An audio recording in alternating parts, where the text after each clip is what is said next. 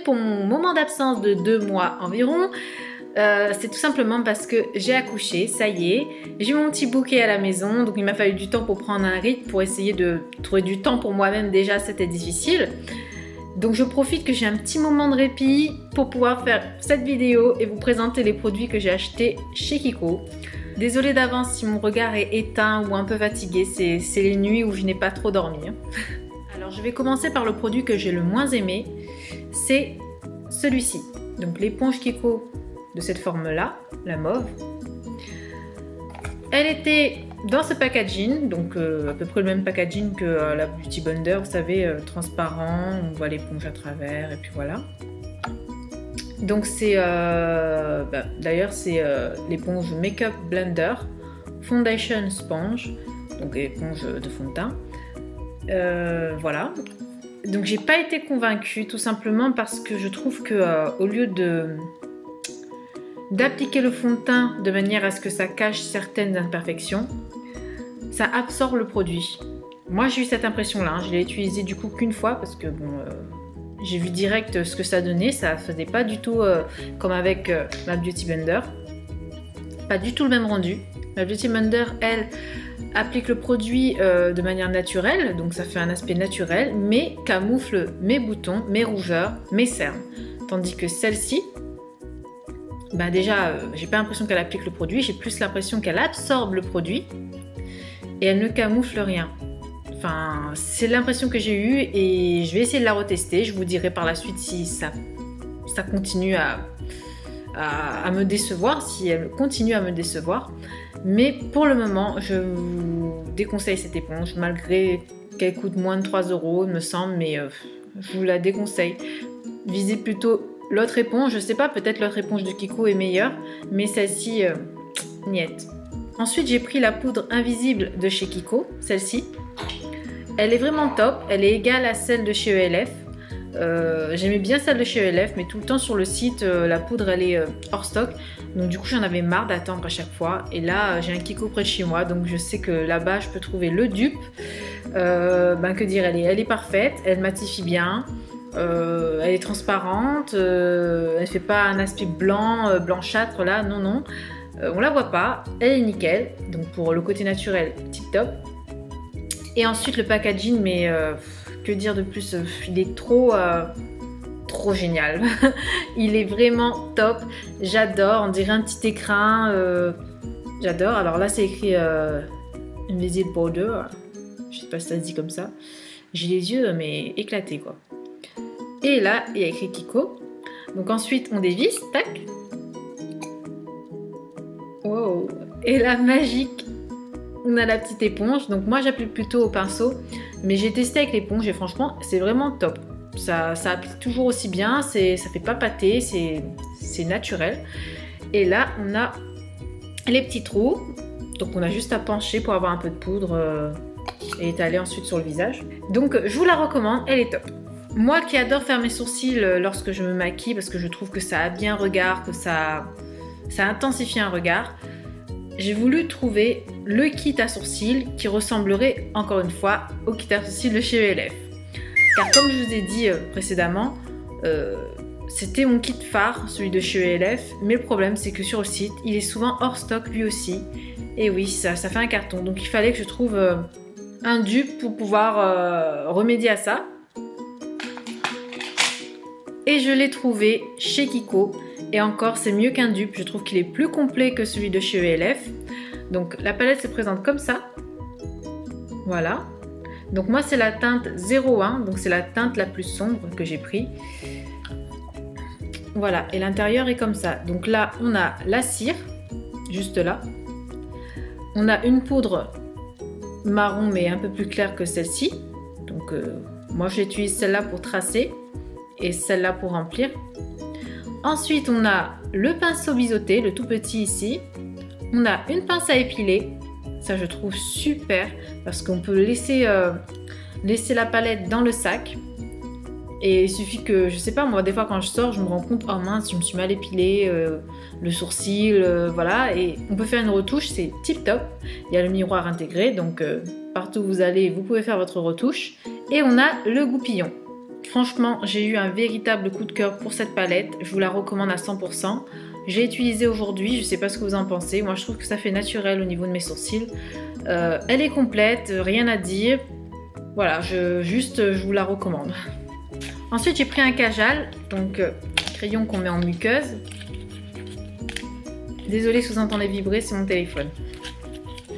J'ai pris la teinte 115. Alors pareil, j'en suis très contente, mais très contente. Je voulais un crayon pour mettre en muqueuse, un crayon beige.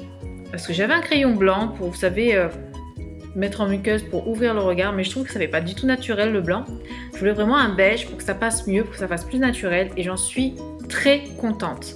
Non seulement la tenue est impeccable, au niveau des yeux ça me fait pas couler les yeux, j'ai pas d'irritation ou quoi que ce soit. Et le beige est juste parfait. Je vous montre un peu, bon il est un peu cracra là. Mais franchement la couleur est top, c'est vraiment un beau beige. Et donc je vous le recommande aussi, ce crayon est top.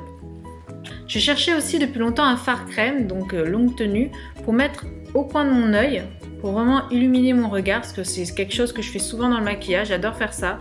Je trouve que ça ouvre le regard, ça réveille le regard.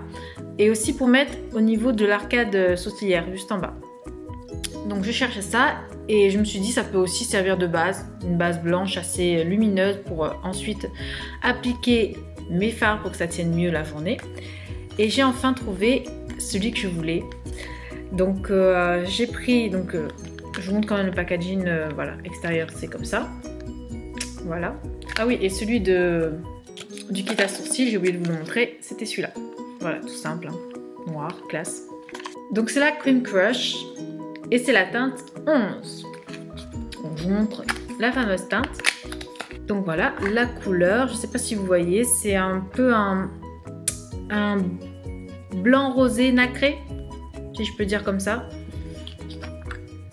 Il est quand même pas mal rosé. Voilà. On le voit, ouais, là on le voit bien. Et franchement, j'adore. C'est une texture velours. Donc je vais essayer de le swatcher ici. Même quand vous l'appliquez, hein, c'est tout doux. Vous n'allez pas voir grand chose parce que ma main est tellement blanche que... non, vous voyez pas grand chose, malheureusement. Peut-être un léger reflet. Ça apporte une lumière naturelle.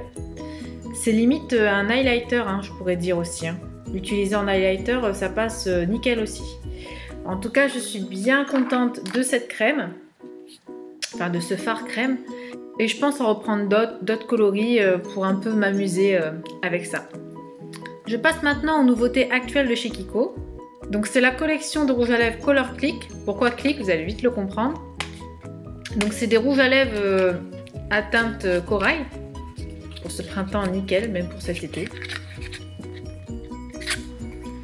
Donc celle-ci c'est la teinte 03. Donc c'est un peu un framboise corail. Et voilà pourquoi le clic. Le packaging tip top, tout blanc, écriture argentée, je trouve ça classe. Il y a une petite pointe sur le côté là, je sais pas si on la voit, du coup avec la lumière qui est pas terrible, désolée. C'est la lumière naturelle en même temps donc. Et ensuite derrière donc on a la couleur du rouge à lèvres qui est représentée avec le numéro, donc la 03. Donc voilà, je vous montre le coloris, attention les yeux. Regardez-moi un peu cette couleur. Ce corail, mais j'adore. J'adore, j'adore, j'adore. Je trouve que cette couleur est magnifique. Je vous fais un swatch. Limite j'ai envie de le mettre sur mes lèvres, mais je vais me calmer quand même. Regardez ça. C'est une sorte de framboise corail magnifique. La tenue est top. Donc pour celui-ci, j'ai pas pris le crayon à lèvres, mais même sans le crayon à lèvres, la tenue est vraiment bien, je trouve. Après, pour le deuxième que je vais vous présenter, j'ai pris le crayon à lèvres. Et c'est vrai que quand on met le crayon à lèvres avant, la tenue est juste presque parfaite. Voici le deuxième. Donc celui-ci, c'est la teinte 02. Et là, c'est une couleur que j'ai jamais eue et que j'ai toujours voulu avoir dans cette teinte-là. Alors là, on le voit pas trop sur le raisin, mais c'est un orangé. J'ai toujours voulu avoir un rouge à lèvres orange. Alors, je vais vous montrer ça. C'est un corail orangé, hein, bien sûr. Donc, c'est que des gammes de corail. Regardez-moi ça. Magnifique couleur. La texture, ah oui, texture vraiment crémeuse. Franchement, top. La couleur intense. Rien à dire. Et je vais vous montrer le crayon qui est associé au rouge à lèvres. Pour vraiment vous montrer la différence que ça fait quand on applique avant le crayon et ensuite le rouge à lèvres. Donc voici le crayon, donc le crayon qui va avec, donc 02. Présenté pareil, un blanc, la référence de la couleur au niveau du bout. Donc je vais vous swatcher ici le crayon. Voilà. Et par-dessus, je vous remets le rouge à lèvres pour que vous puissiez voir que l'intensité change. Donc là, on a le rouge à lèvres appliqué sans le crayon à lèvres dessous. Et là, on a le même rouge à lèvres, mais appliqué avec le crayon dessous. Donc vous voyez qu'il est beaucoup plus intense ici. Beaucoup plus intense et je trouve légèrement plus mat aussi. Pour ce qui est des nouveautés, allez-y. Ces rouges à lèvres sont top, crémeux, longue tenue. Le crayon, que dire, parfait aussi. Donc des couleurs mais vraiment qui sont bien associées au printemps qui arrive bientôt et aussi à l'été. Voilà, c'est tout pour cette vidéo. J'espère qu'elle vous aura plu et que mon retour vous aura fait plaisir. Je vous fais plein de bisous et on se retrouve très vite pour une prochaine vidéo. Ciao ciao.